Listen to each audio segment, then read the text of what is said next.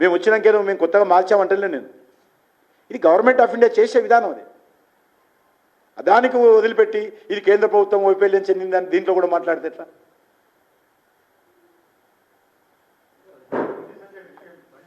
ये पुराना है ना?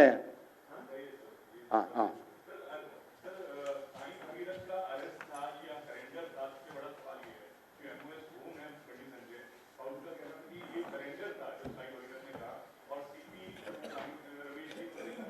आप इन्वेस्टिगेशन करो ना, आप इन्वेस्टिगेशन, आपको भी अधिकार है as a reporter, you should also do investigation and tell people the fact.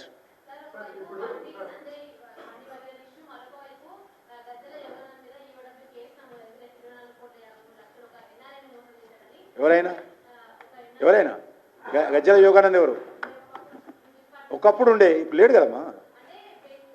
తప్పు ఎవరు చేస్తే తప్పే కదమ్మా. గజ్జల యోగానంద్ తప్పేస్తే తప్పేది కాదు, నేను సపోర్ట్ చేస్తలేను కదా. అదే కదమ్మా. గజ్జల యోగానంద్ బీజేపీలో లేడు ఇప్పుడు. ఒకవేళ ఎవరైనా పొరపాటు చేసినా గజ్జల యోగానంద్ కానీ ఇంకో యాదయ్య కానీ ఎవరు పొరపాటు చేసినా తప్పే కదా. చట్టం తన పని చేసుకోవాలి కదా. అది మా పార్టీ కాదంటే మళ్ళీ పార్టీ అంటే అవుతాను. నువ్వు అంటగట్టకు మా కార్య ఆయన అది అవి సరెండర్ అయ్యింది కదా, ఇంకా ఇష్యూ ఏందే ఉందామా. ధన్యవాదాలు. ఒకటి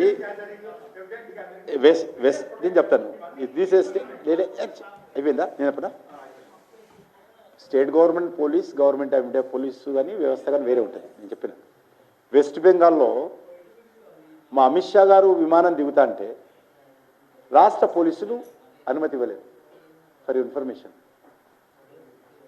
ఉత్తరప్రదేశ్ ముఖ్యమంత్రి యోగా గారు విమానం దిగుతా అంటే స్టేట్ గవర్నమెంట్, స్టేట్ పోలీసులు అనుమతి ఇవ్వకపోతే పక్కనున్నటువంటి ఒరిస్సా రాష్ట్రంలో దిగి ఆయన నుంచి రోడ్డు వెళ్లాల్సి వచ్చింది. కాబట్టి రాష్ట్ర ప్రభుత్వ పోలీసులకు సంబంధించినటువంటి అంశము రాష్ట్ర ప్రభుత్వాలకు పూర్తి అధికారం ఉంటుంది. పోలీసులకు దర్యాప్తు చేసి ఏ విషయమైనా చర్యలు తీసుకునేటువంటి అధికారం ఉంటుంది. కేంద్ర ప్రభుత్వానికి దీంట్లో ఏం ప్రమేయం ఉండదు.